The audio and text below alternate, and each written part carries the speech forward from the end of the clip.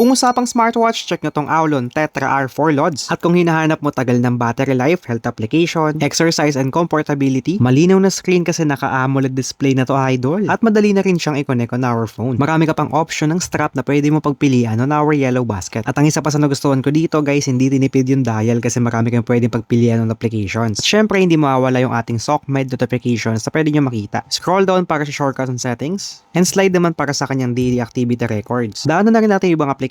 May workout, SPO2, sleep monitoring, breathing exercise, stress, alarm, compass, weather, workout, voice assistant, notification, music, stopwatch, timer, and calculator. Meron na rin pala siyang torch, find my phone, pati remote, pati female health, guys. Ang isa pa sa nagustuhan ko dito, magaang lang to, guys. Nako, napaka-komportable niyang suotin. Eto nga pala yung torch niya, diba? Ang lakas. At munti ko din makalimutan, guys, yung sports mode na marami kayong pwedeng pagpilian. Meron nga pala itong dalawang kulay, guys, yung color white, silver, pati itong black, guys. Kaya na pang hinihintay mo, check mo na sa yellow basket. Salamat!